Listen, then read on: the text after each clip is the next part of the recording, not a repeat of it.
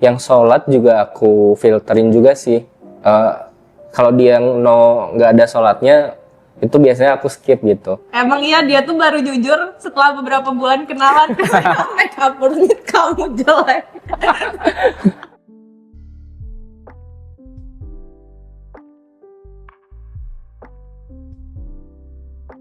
Nama aku Irsyad, umur 28 tahun, asal dari Kudus, tinggal di Bandung.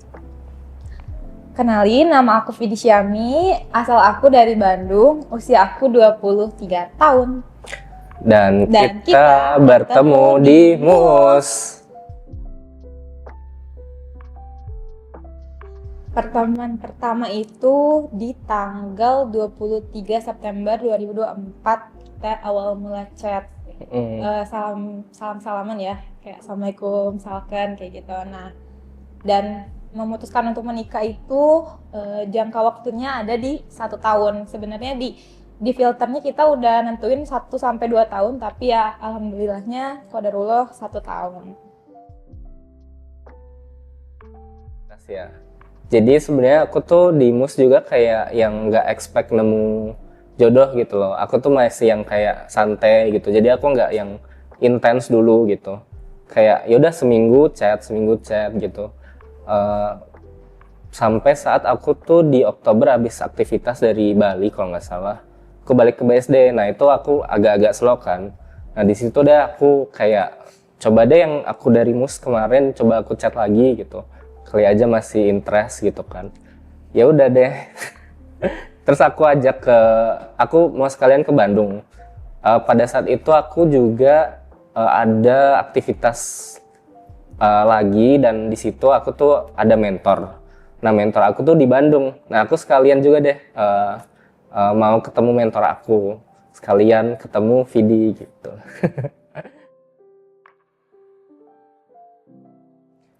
Bukan berani sih, lebih ke kayak aku ngerasa Vidi ini orangnya asik gitu, kayak ngobrol juga nyambung, dan kayak nggak ada yang negatifnya, maksudnya nggak langsung apa sih, orang-orang kan kadang kayak cerita trauma gitu kan di awal-awal. Nah kita tuh nggak gitu, kayak kita sharing positif vibes aja gitu loh jadinya. Nah itu sih yang ngebuat aku kayak coba deh aku ketemu gitu. Waktu itu sih aku mikirnya gak yang neko-neko ya. Terus pas awal dia ngechat lagi tuh, karena kan dia bilang waktu awal juga dia bilang lagi jaga ibu gitu. Terus lagi kerja, kalau cowok memang gini harus kerja keras katanya gitu kan. Terus kayak aku tuh aneh, biasanya kan kadang-kadang mungkin ada di circle pertemanan aku tuh ada yang teman-teman cowoknya kadang yang masih nunda-nunda, ataupun mereka kayak yang enggak sekerja keras itu gitu ke kerjaan gitu. Makanya aku kayak ngelihat ada cowok yang bukan paras ya, maksudnya kayak lebih eh, mengedepankan pekerjaan di atas lagi menjaga ibunya juga yang lagi sakit. Terus aku langsung kayak wah, kok agak beda gitu kan. Jadi dari situ aku dari awal Mas itu agak penasaran, karena dia juga yang menyukai aku terlebih dahulu. Jadi di situ titik baliknya aku, kenapa aku jadi lebih penasaran sama dia, karena dia yang interest duluan sama aku. Karena udah capek menyukai dulu.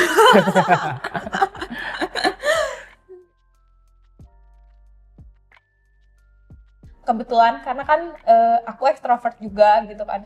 Nah, sebenarnya aku juga suka banget sih ketemu sama orang baru gitu kan, nambah channel ataupun ya buat apa ya, kayak Sekedar sekedar sosialisasi. sosialisasi itu aku suka juga gitu.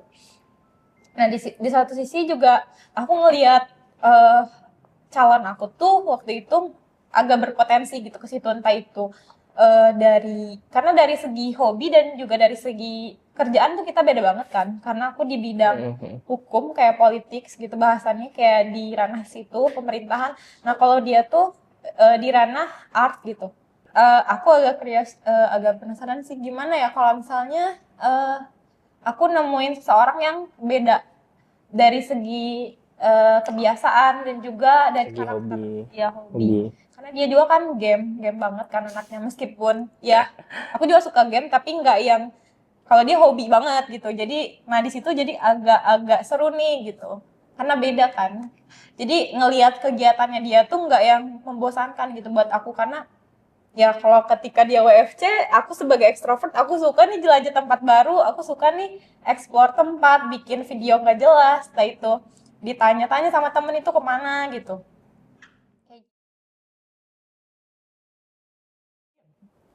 Gimana ya, agak Eh, awkward pasti iya. udah, terutama dari fisik juga kan. Tapi ya untungnya pas lagi ngobrol tuh masih tetap ya udahlah, Mm-mm. kalau dia mau aku ya udah gitu, ya udahlah bodo amatin aja lah gitu. Tapi pas first meet dia lumayan apa ya, langsung diskusi gitu loh, langsung Oh iya. ke pertanyaan berat. Kadang kan kalau cewek first meet dia kayak masih santai. Waktu itu juga aku nge-challenge karena kan biasanya cowok-cowok yang deket aku tuh eh, nggak notice, maksudnya ketika aku ngelontarin suatu permintaan ataupun diskusiin suatu permintaan tuh kayak agak aneh kan. Jadi aku waktu itu bilang aku tuh agak beda sih kayaknya gitu. Terus dia nanya kenapa tuh gitu kan, kayak penasaran banget. Awalnya aku kayak nggak mau langsung lontarin pertanyaannya. Terus aku bilang kalau aku tuh ada keinginan kalau nikah tuh dipisah, gimana tuh katakan. Mm-mm. Terus dia agak aneh gitu, kayak hah, pernikahan yang dipisah gimana gitu. Ya pokoknya aku pengen cowok aku mengusahakan itu gitu. Mm-mm. Nah di situ kita kayak agak aku sih agak aduh dia bakal langsung cabut gak ya setelah aku ngelontarin pertanyaan yang mungkin agak agak yang jarang ya, jarang dibahas ya. Jarang-jarang. Kalau cowok kadang kita bertanya kepada diri sendiri gitu kan, kayak apakah aku layak menjadi pemimpin gitu di rumah tangga gitu kan.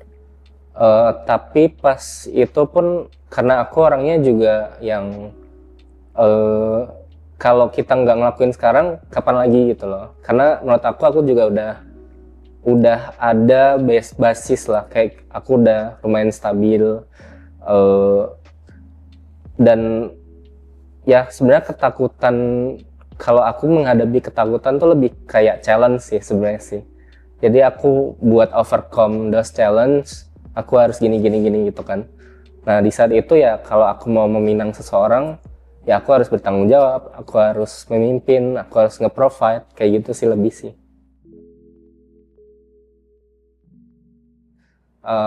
Kadang aku nyari cewek yang dia tuh bisa ngertiin aku gitu sebagai workaholic gitu kan. Kalau aku deketin cewek, kalau dia tuh yang kayak istilahnya kayak agak posesif gitu kan, kayak lo kemana seminggu hilang gitu kan. Nah kalau si Vidi tuh nggak gitu. Jadi pas aku pas aku ngechat dia pun dia masih kayak yang positive vibes gitu kan, dan dia juga nggak yang berburuk sangka. Ya aku juga cerita juga kenapa aku sibuk semingguan ngapain gitu kan. Nah dari situ deh kayak aku tuh lumayan yakin jadinya, kayak at least buat ketemu gitu kan, untuk cari tahu lebih.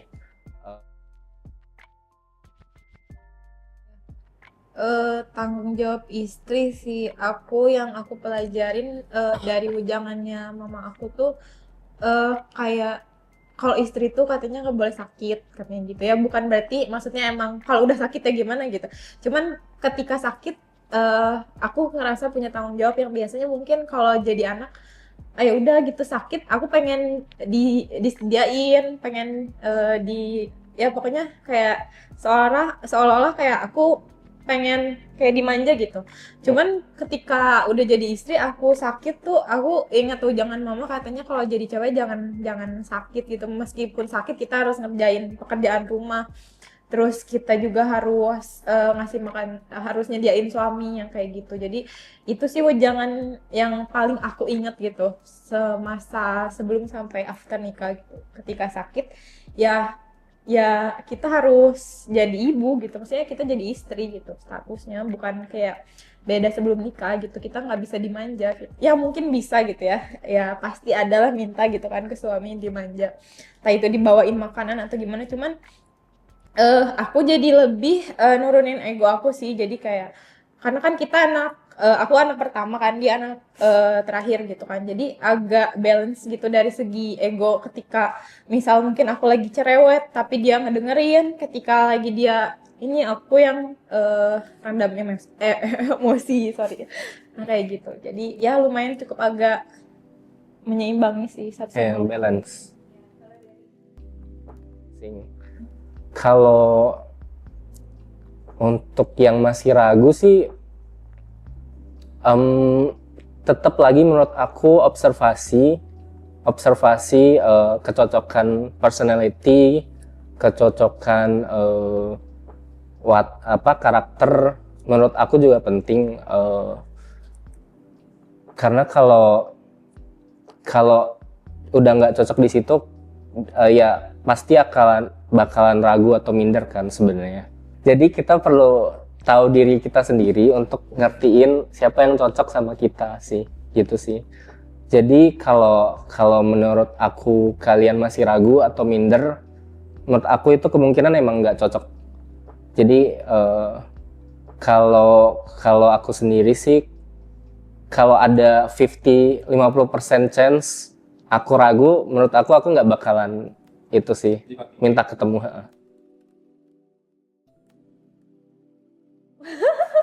Agak lucu sih, pasti takut, gundah, itu udah wajar banget ya. Kita sebagai cewek apalagi harus menjaga diri, menjaga Izzah dan Ifah gitu ya, rasa malu gitu, apalagi kan bertemu sama seseorang yang belum menjadi mahram gitu ya. Pasti ada titik dimana kayak mikirnya, aduh takut dibawa ke kosan atau takut dibawa ya in the case gitu ya, kan banyak yang kayak gitu. Ya nggak memungkiri harus ada batasan gitu dari diri kita sendiri sebagai perempuan ataupun akhwat gitu ya, buat ketemu sama seseorang yang non mahram gitu kan. Nah, tapi di sisi lain juga kita harus membatasi ekspektasi yang mungkin jangan terlalu berharap kalau misalnya nanti cowok ini bakal ngebahagiain kita ataupun benar-benar ngasih rasa cinta kita sebelum nikah sama dia gitu.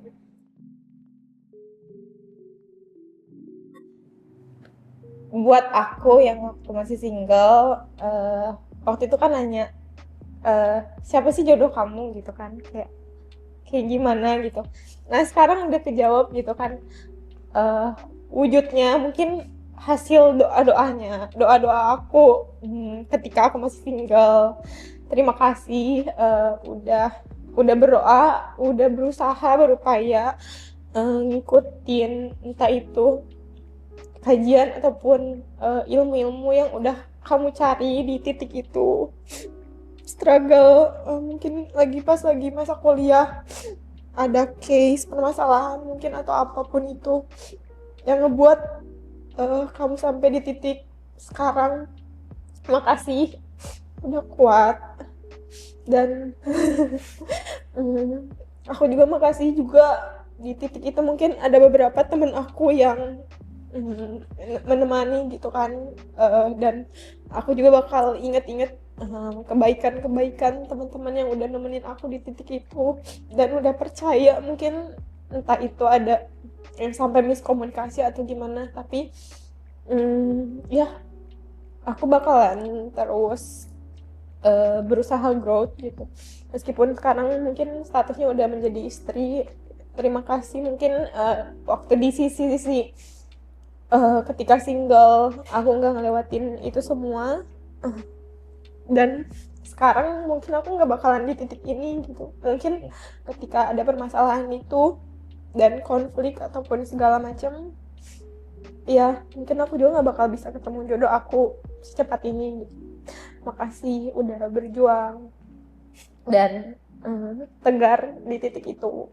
Sekarang udah lebih bahagia dan selamanya insya Allah.